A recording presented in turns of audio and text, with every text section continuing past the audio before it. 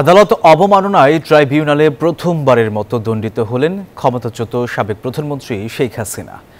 বুধবার এই মামলায় শেখ হাসিনাকে ৬ মাসের বিনাশ্রম কারাদণ্ড দিয়েছেন আন্তর্জাতিক অপরাধ ট্রাইব্যুনাল ১।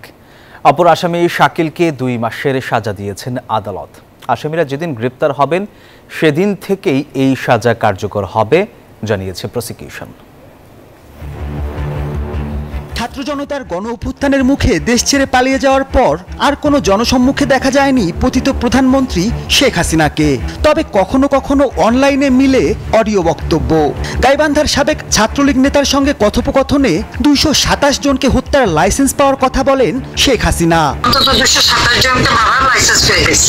গত ৩০ এপ্রিল এই অডিও ক্লিপকে ভিত্তি করে শেখ হাসিনার বিরুদ্ধে আদালত অবমাননার অভিযোগ আনেন চিফ প্রসিকিউটর। ফরেনসিক রিপোর্টে নিশ্চিত হয় এটি শেখ হাসিনারই বক্তব্য।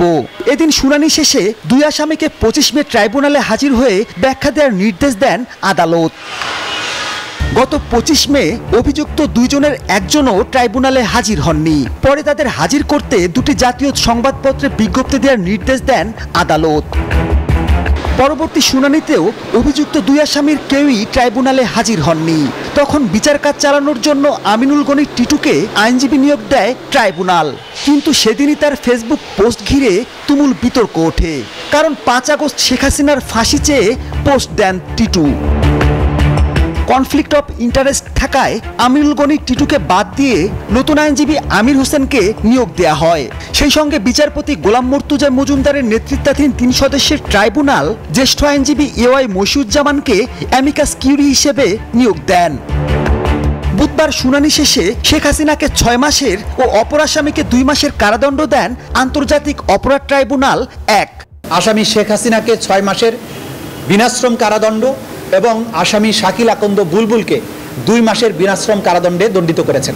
শেখ হাসিনার এই ফোন আলাপ চলমান জুলাই বিপ্লবের বাদী, সাক্ষ্য, প্রসিকিউশন ও ট্রাইব্যুনালের নিরাপত্তাকে হুমকির মুখে ফেলে জানান চিফ প্রসিকিউটর। বাংলাদেশে তার বিরুদ্ধে দায়েরকৃত মামলার বাদী, সাক্ষী এবং তদন্তকারী কর্মকর্তা সহ যারাই বিচার প্রক্রিয়ার সাথে জড়িত তাদেরকে হত্যা করা, বাড়িঘর জ্বালিয়ে দেওয়া এবং নানানভাবে তাদেরকে থ্রেটেন করেছেন। যদিও শেখ হাসিনার স্টেট ডিফেন্স বলছে তার মক্কেল ন্যায় বিচার পাননি। সন্তুষ্ট না, বিস্তারিত বুঝে তারপরে পরবর্তীতে কি করব সেটা পরের বিবেচনা। আসামিরা যেদিন গ্রেপ্তার হবেন সেদিন থেকেই এই সাজা কার্যকর হবে জানিয়েছে প্রসিকিউশন। মাহমুদুল হাসান, নিউজ 24, ঢাকা। ছাত্র জনতার আন্দোলনের সময় আশুলিয়ায় ৬ তরুণকে হত্যা ও লাশ পোড়ানোর ঘটনায় ১৬ জনের বিরুদ্ধে ফরমাল চার্জ আমলে নিয়েছেন ট্রাইব্যুনাল। বুধবার আন্তর্জাতিক অপরাধ ট্রাইব্যুনাল ২ প্রসিকিউশনের আবেদনের শুনানি শেষে এই আদেশ দেন। প্রসিকিউশনের পক্ষে শুনানি করেন প্রসিকিউটর মিজানুল ইসলাম ও গাজী এমএইচ তামিম। এছাড়া পলাতক ৮ আসামির বিরুদ্ধে গ্রেফতারি পরোয়ানা জারির নির্দেশ দিয়েছেন আদালত। বাকি ৮ জন সাবেক এমপি সাইফুল ইসলাম, সাবেক ডিআইজি নুরুল ইসলাম সহ বাকি ৮ জনের বিরুদ্ধে আন্তর্জাতিক অপরাধ ট্রাইব্যুনাল ২ গ্রেফতারি পরোয়ানা জারি করেছেন। আগামী ১৩ই জুলাই ২০২৫ তারিখ এই মামলার পরবর্তী তারিখ নির্ধারণ করা হয়েছে। ইন্সপেক্টর জেনারেল অফ পুলিশকে আদেশ করা হয়েছে তিনি যেন এই তারিখের আগেই তাদেরকে গ্রেফতার করে ট্রাইব্যুনালে হাজির করা হয়। বৈষম্য বিরোধী ছাত্র আন্দোলনে নারায়ণগঞ্জ শহরে গুলিতে রিয়া গোপ নামের ৬ বছরের এক শিশুর মৃত্যুর প্রায় ১ বছর পর থানায় মামলা হয়েছে।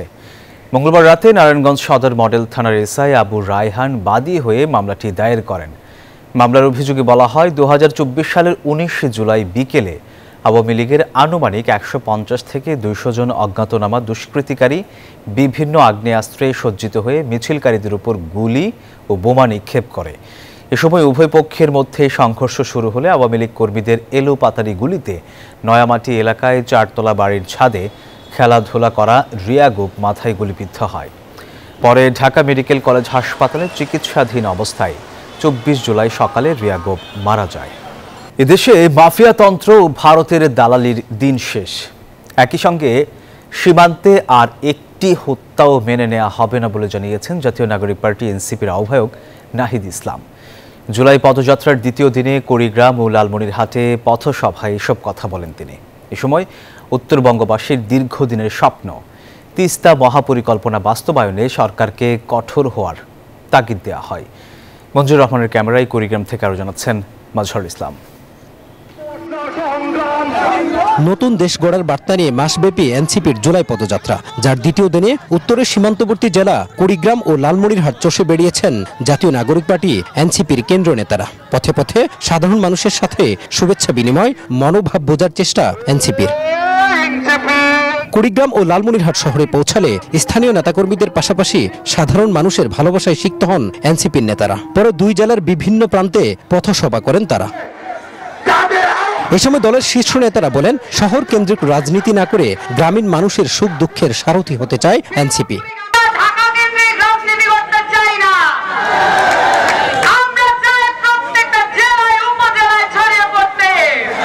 করে, দখলদারিত্ব করে, ক্ষমতার অপব্যবহার করে, মামলা বাণিজ্য করে, লুটপাট করে, নেতা না হয়। পথসভা থেকে ভারতীয় দালালদের প্রতি হুঁশিয়ারি দিয়ে এনসিপির আহ্বায়ক বলেন, আর মাফিয়াতন্ত্র মেনে নেবে না এদেশের মানুষ। ভারতের দালালির দিন শেষ, গোলামির দিন শেষ। এবার আগামীর বাংলাদেশ আমাদের স্বাধীনতার দেশ, আমাদের মর্যাদার বাংলাদেশ। আমরা আর মেনে নিব না। গত 50 বছর আমরা মেনে নিয়েছি, আমরা সীমান্তে আর একটি মেনে নেব না। এই সময় আগামী 3রা আগস্ট কেন্দ্রীয় শহীদ মিনারে জড়ো হতে উত্তরের বাসিন্দাদের প্রতি আহ্বান জানান। জুলাই পদযাত্রার দ্বিতীয় দিনে উত্তরবঙ্গের সীমান্তবর্তী দুই জেলা কুড়িগ্রাম ও লালমনিরহাটের সাধারণ মানুষের কথা শুনেছেন এনসিপির নেতারা, আর নিজেদের বক্তব্যে তুলে ধরেছেন জুলাই অভ্যুত্থানে উত্তরের জনপদের অবদানের কথা। লালমনিরহাট থেকে মাজহারুল ইসলাম, নিউজ 24। জনগণের স্বার্থ ও গণতন্ত্রকে মজবুত করতে বিএনপি অনেক ছাড় দিয়েছে এবং ভবিষ্যতেও দেবে বলে জানিয়েছেন দলটির ভারপ্রাপ্ত চেয়ারম্যান তারেক রহমান। বুধবার পটুয়াখালী জেলা বিএনপির সম্মেলনে ভার্চুয়ালি যুক্ত হয়ে তিনি এসব কথা বলেন। একই সঙ্গে দলকে ক্ষতিগ্রস্ত করলে কাউকে প্রশ্রয় দেয়া হবে না বলেও সতর্ক করেন তারেক রহমান। এছাড়া খুব শিগগিরই দেশে ফেরার আশা প্রকাশ করেন তিনি। দীর্ঘদিন পর পটুয়াখালী জেলা বিএনপির সম্মেলন ও কাউন্সিল, নেতাকর্মীদের এই মিলন মেলায় তাই নির্বাচনী উচ্ছ্বাস। সম্মেলনে প্রধান অতিথি দলের ভারপ্রাপ্ত চেয়ারম্যান তারেক রহমান। ভার্চুয়ালি যুক্ত হয়ে নির্দেশনামূলক বক্তব্য দেন তিনি। বলেন, রাষ্ট্রের পাশাপাশি দলের মধ্যেও গণতন্ত্রের চর্চা অব্যাহত রাখতে চায় বিএনপি। একই সঙ্গে ছোট দলগুলোর মতামতকে গুরুত্ব দিতে একসাথে কাজ করার আহ্বান জানান তিনি।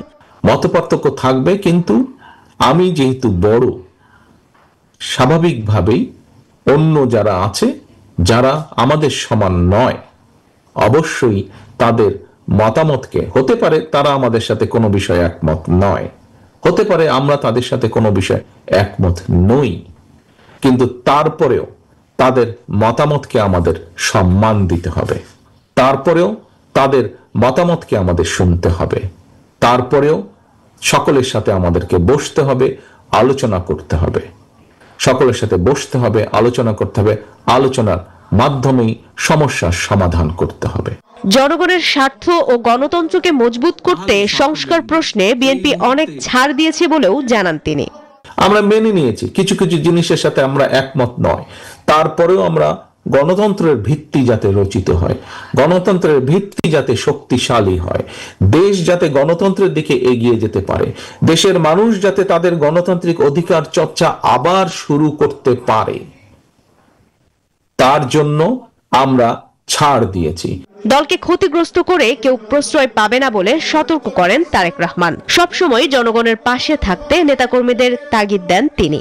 শহীদ জিয়ার একজন সৈনিক হিসেবে, দেশনেত্রী খালেদা জিয়ার একজন সৈনিক হিসেবে আমরা এমন কোনো কাজ করব না যেই কাজে মাধ্যমে মানুষ আমাদের উপরে বিরক্ত হবে। মানুষের জানমালের নিরাপত্তা নিশ্চিত করতে প্রশাসনকেও সহযোগিতা করার নির্দেশ দেন বিএনপির ভারপ্রাপ্ত চেয়ারম্যান। সমস্যা যদি না থাকে। মারুফা রহমান, নিউজ 24। সংবিধানে তত্ত্বাবধায়ক সরকার ব্যবস্থা পুনঃপ্রবর্তন করতে একমত সব রাজনৈতিক দল, তবে প্রধান উপদেষ্টা নিয়োগ এবং এই সরকারের কাঠামো নিয়ে ঐকমত্যে পৌঁছাতে পারেনি দলগুলো। এ সময় জামায়াতের নায়েবে আমির জানান, কিছুটা ছাড় দিয়ে হলেও জুলাই সনদ চায় তার দল, আর গণতন্ত্রের স্বার্থে বিএনপি অনেক ছাড় দিলেও অপপ্রচার চলছে বলে অভিযোগ করেন দলটির স্থায়ী কমিটির সদস্য সালাউদ্দিন আহমেদ। আমরা আমাদের দিনের কার্যসূচিতে যেতে পারি। রাজধানীর ফরেন সার্ভিস একাডেমিতে রাজনৈতিক দলগুলোর সঙ্গে জাতীয় ঐকমত্য কমিশনের দ্বিতীয় ধাপের ৮ম দিনের বৈঠক। আলোচনায় স্থান পায় সংসদীয় আসনের সীমানা নির্ধারণ, তত্ত্বাবধায়ক সরকার ও রাষ্ট্রপতির ক্ষমা প্রদর্শন। অংশ নেয় বিএনপি, জামায়াত, এনসিপি সহ 30টি রাজনৈতিক দল। বৈঠকের প্রথম পর্বে আগামী সংসদ নির্বাচনের সীমানা নির্ধারণে একটি বিশেষ কমিটি গঠনে একমত হয় দলগুলো। দ্বিতীয় পর্বে সংবিধানে তত্ত্বাবধায়ক সরকার ফিরিয়ে আনতে একমত হন সবাই। তবে এই সরকারের কাঠামো ও প্রধান উপদেষ্টা নিয়োগে ঐকমত্য হয়নি। আমরা দীর্ঘদিন যাবৎ এই তত্ত্বাবধায়ক সরকার ব্যবস্থা পুনঃপ্রতিষ্ঠার জন্য সকলে সংগ্রাম করেছি। প্রত্যেকের বিভিন্ন রকম ধারণা আছে, কিন্তু আজকের আলোচনার মধ্যে দিয়ে আমরা অনেক বিষয়ে কাছাকাছি এসেছি এবং রাজনৈতিক দলগুলো কাছাকাছি এসেছেন, পরস্পরকে বুঝেছেন, যেটা আমরা মনে করি আগামীতে খুব স্বল্প সময়ের মধ্যে আমরা এর কাঠামোগত দিক, প্রধান উপদেষ্টা নিয়োগের প্রক্রিয়া, এর মেয়াদ এবং অন্যান্য বিষয়ে আমরা একটা ঐকমত্যের জায়গায় যেতে পারব। জামায়াতের নায়েবে আমির সৈয়দ আব্দুল্লাহ মোহাম্মদ তাহের জানান, কিছুটা ছাড় দিয়ে হলেও এ মাসেই জুলাই সনদ চায় তার দল। যে পরিবর্তনটা, যে জীবনটা, যে রক্তটা আমরা দিয়েছি, এটা যদি কিছুই না হয়, ব্যাক টু দি প্যাভিলিয়ন যদি হয়ে যায়, তাহলে তো এই স্যাক্রিফাইসের একেবারে অর্থই না।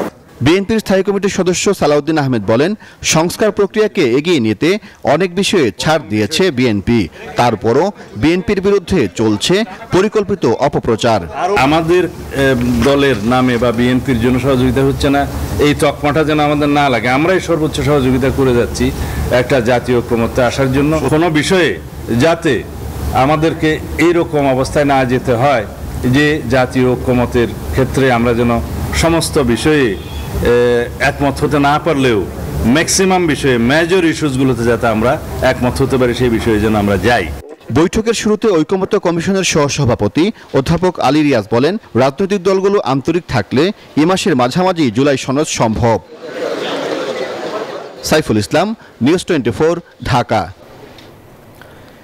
ফেসবুকে অন্তর্বর্তী সরকার ও প্রধান উপদেষ্টাকে নিয়ে বিতর্কিত স্ট্যাটাস দেয় লালমনিরহাট জেলা প্রশাসক কার্যালয়ের সাবেক সহকারী কমিশনার তাপসী তাবাসসুম উর্মিকে চাকরি থেকে বরখাস্ত করা হয়েছে। বুধবার জনপ্রশাসন মন্ত্রণালয় থেকে জারি করা প্রজ্ঞাপনে তাকে চাকরিচ্যুত করা হয়। প্রজ্ঞাপনে জানানো হয়, বিভাগীয় মামলায় তার বিরুদ্ধে আনা অসদাচরণের অভিযোগ প্রমাণিত হওয়ায় তাকে চাকরি থেকে বরখাস্তের মতো গুরুদণ্ড দেওয়া হয়েছে। তিনি বর্তমানে সহকারী সচিব হিসেবে সাময়িকভাবে বরখাস্ত ছিলেন। ইভিএম কিনে রাষ্ট্রের ৩,০০০ কোটি টাকারও বেশি নষ্টের অভিযোগে ইসির ৩ কর্মকর্তাকে জিজ্ঞাসাবাদ করেছে দুদক। এদিকে নির্বাচনে অনিয়মের অভিযোগে শেরেবাংলা নগর থানার মামলায় শুনানি শেষে সাবেক সিইসি নুরুল হুদার জামিন নামঞ্জুর করেছেন আদালত। ২০১৮ সালের একাদশ জাতীয় নির্বাচনের আগে ১.৫ লাখের বেশি ইলেকট্রনিক ভোটিং মেশিন বা ইভিএম কেনে নির্বাচন কমিশন। পরবর্তীতে রাতের ভোটের আখ্যা পাওয়া সেই নির্বাচনে নিরঙ্কুশ জয়লাভ করে আওয়ামী লীগ। সাবেক প্রধান নির্বাচন কমিশন KM নুরুল হুদার সময় ৩,৮২৫ কোটি ২৪ লাখ টাকা ব্যয়ে কেনা সেসব ইভিএমের মান নিয়ে তখনই প্রশ্ন ওঠে। গেল জানুয়ারিতে ইসিতে দুদকের অভিযানে পুরো গোমর ফাঁস হয়। দেখা যায় অধিকাংশ মেশিন নিম্নমানের ও অকার্যকর। হদিস মেলেনি অন্তত ১৬০০ ইভিএমের। নির্বাচন কমিশনের তৎকালীন টেকনিক্যাল শাখায় কর্মরত ৩ কর্মকর্তাকে বুধবার ২ ঘন্টার বেশি সময় ধরে জিজ্ঞাসাবাদ করে দুদক। বলতে পারবো না, আপনি তো সিস্টেম ফাংশনালিটি নিয়ে যদি বলেন আমি অনেক উত্তর দিতে পারবো। কি ঠিক ছিল, মানে এটা কি আসলে বাংলাদেশের জন্য উপযোগী ছিল কিনা, ভোটের জন্য উপযোগী? এটি আসলে একটি বড় মেশিন, এটি ঠিক আছে, টেকনোলজি ভেরিফাই করতে পারতো। এটি আমি কিন্তু আসলে বলি কি, আমি পুরো সময়টাই আমি টেকনিক্যাল পার্টে ছিলাম। হ্যাঁ, এটা কিভাবে ইমপ্লিমেন্টেশন হবে, ফিল্ডে কিভাবে ট্রেনিং হবে, কিভাবে লোকজন ব্যবহার করবে, এই অংশটুকু অপারেশনাল পার্টে ছিলাম। সো প্রাইসিং কি, অ্যাডমিনিস্ট্রেটিভ সাইডে কি হচ্ছে, এগুলো আমাদের একদমই জানা ছিল না। জিজ্ঞাসাবাদে কি কি অসঙ্গতি উঠে আসলো সে বিষয়ে কোনো কথা বলতে চায়নি সংস্থাটি। আপনারা যে প্রশ্ন করেছেন সেটার ক্ষেত্রেও আমার জবাব একই, যে এটা আমাদের অনুসন্ধান এবং তদন্ত দলের রুটিন কাজ। এদিন রাষ্ট্রদ্রোহিতা ও নির্বাচনে অনিয়মের অভিযোগে করা মামলায় কারাগারে থাকা সাবেক সিইসি নুরুল হুদার জামিন নামঞ্জুর করেন আদালত। বদরুল আলম শাওন, নিউজ 24, ঢাকা। যথাযথ আইনি প্রক্রিয়া মেনে স্থানীয় সরকার উপদেষ্টা আসিফ মাহমুদ অস্ত্রের লাইসেন্স পেয়েছেন, তবে বিমানবন্দরে ম্যাগাজিন নিয়ে যাওয়া তার ভুল ছিল বলে মন্তব্য করেছেন কৃষি ও স্বরাষ্ট্র উপদেষ্টা লেফটেন্যান্ট জেনারেল মোহাম্মদ জাহাঙ্গীর আলম চৌধুরী। বুধবার দুপুরে রাজধানীর ফার্ম গেটে বাংলাদেশ কৃষি গবেষণা কাউন্সিলে কৃষি মন্ত্রণালয়ের প্রকল্পগুলোর সার্বিক অগ্রগতি মূল্যায়ন সংক্রান্ত সভা শেষে সংবাদ সম্মেলনে তিনি এসব কথা বলেন। এ সময় স্বরাষ্ট্র উপদেষ্টা বলেন, মুরাদনগর ও ভোলায় ধর্ষণের ঘটনার সব আসামিকে গ্রেফতার করা হয়েছে। মুরাদনগরের মতো কোনো ঘটনা যেন দেশে না ঘটে সে বিষয়ে কঠোর অবস্থানে রয়েছে আইন শৃঙ্খলা বলেও জানান স্বরাষ্ট্র উপদেষ্টা। আমরা কিন্তু সবাই সাথে সাথে আইনের আওতায় নিয়ে আসছি। আপনারা বলতে পারবেন একটা লোকের আমরা আইনের আওতায় আনি নেই, সাথে সাথে আইনের আওতায় নিয়ে আসছি। শীতকালীন থেকে গ্রীষ্মকালীন সবজি আসতে প্রায় 1 মাসের মতো একটা পিরিয়ড চায়, এটার কি বলে লিন পিরিয়ড। এই লিন পিরিয়ডটা কিভাবে ব্যবস্থা করে দিতে পারা যায়, আমরা ছোট ছোট প্রায় 100-র মতো কোল্ড স্টোর করে দিতেছি। দেশের বিভিন্ন রাজনৈতিক দলের বিরোধিতার পরও চট্টগ্রাম বন্দরের নিউ মুরিং কন্টেইনার টার্মিনালের ব্যবস্থাপনার দায়িত্ব দুবাই ভিত্তিক আমেরিকান কোম্পানি ডিপি ওয়ার্ল্ডকেই দিতে যাচ্ছে সরকার। সচিবালয়ে নৌ মন্ত্রণালয়ের উপদেষ্টা ব্রিগেডিয়ার সাখাওয়াত হোসেন জানান, এর আগে আগামী 6 মাস নৌবাহিনী পরিচালনা করবে এই টার্মিনাল। এদিকে দীর্ঘমেয়াদে এনসিটির দায়িত্ব বিদেশি প্রতিষ্ঠানকে দেয়া হলে তা মেনে নেওয়া হবে না বলে জানিয়েছে বন্দরের কয়েকটি অ্যাসোসিয়েশন। চট্টগ্রাম বন্দরের নিউ মুরিং কন্টেইনার টার্মিনালের ব্যবস্থাপনার দায়িত্ব বিদেশি কোনো প্রতিষ্ঠানকে দেওয়া হবে এমন সিদ্ধান্তের বিরোধিতা করে আসছে বিভিন্ন সামাজিক ও রাজনৈতিক সংগঠন। তা উপেক্ষা করেই এনসিটির ব্যবস্থাপনার দায়িত্ব দুবাই ভিত্তিক আমেরিকান কোম্পানি ডিপি ওয়ার্ল্ডকেই দিতে যাচ্ছে সরকার। টার্মিনালটি পরিচালনায় থাকা সাইফ পাওয়ারটেকের সাথে সরকারের চুক্তি শেষ হবে 7 জুলাই। এরপর আগামী 6 মাস বন্দর পরিচালনা করবে নৌবাহিনী। তারপর দীর্ঘমেয়াদে দায়িত্ব দেওয়া হবে ডিপি ওয়ার্ল্ডকে। বুধবার সচিবালয় এমন তথ্য জানান নৌ উপদেষ্টা ব্রিগেডিয়ার সাখাওয়াত হোসেন। বন্দর চেয়ারম্যান জানান, এই প্রতিষ্ঠানকে দেয়া হলে বন্দরের সক্ষমতা বাড়বে। যদি বাইরের লোক ইন্টারন্যাশনালি আসতে চায়, সে যদি ইনভেস্ট করতে চায়, তাহলে কি আমি তাকে দিতে পারবো না?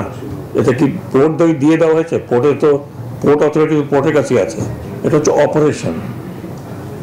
আমি যেমন নেভিকে দিলাম আজকে অপারেশন, কালকে নেভি না থাকলে আরেকজনকে দিতে হবে। ডিপি ওয়ার্ল্ডের সাথে আমাদের গভর্নমেন্টের একটা G2G, মানে দুই দেশের মধ্যে একটা কন্ট্রাক্ট আগে থেকে আছে। আমরা যখন ওনাদের সাথে কন্ট্রাক্টে যাব, তখন ওনারা আমাদেরকে আপফ্রন্ট মানি বলে বা সাইনিং মানি, এটা একটা বড় ধরনের একটা অ্যামাউন্ট আমাদের কাছে আসবে ফরেন কারেন্সি।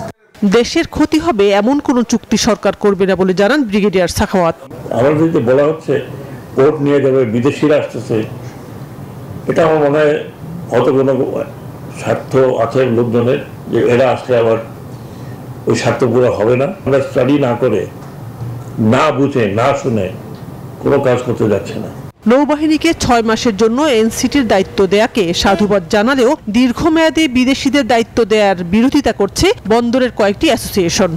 সরকারের দফতরকে জানাতে চাই, কোনো বিদেশি কোম্পানিকে এই বন্দরের দায়িত্ব যাতে কোনোভাবে দেওয়া না হয়, কারণ সেটা এই চট্টগ্রাম থেকেই সবচেয়ে বেশি রিয়েট হবে। আমরা চাচ্ছি যে বন্দর কর্তৃপক্ষ তাদের নিজস্ব ব্যবস্থাপনায় এবং নিজস্ব জনবলগুলোকে সঠিকভাবে পরিচালিত করে যেন বন্দর পরিচালনা করে। বন্দর পরিচালনার দায়িত্ব বন্দর কর্তৃপক্ষের হাতে রাখার দাবি জানিয়ে তারা বলেন, বন্দর কেন্দ্রিক সিদ্ধান্ত স্টেক হোল্ডারদের সাথে আলোচনার ভিত্তিতেই নিতে হবে। শানাজি ইয়াসমিন, নিউজ 24, ঢাকা। দর্শকরা, এই ছিল নিউজ 24 সংবাদে। এতক্ষণ সাথে থাকার জন্য ধন্যবাদ সবাইকে।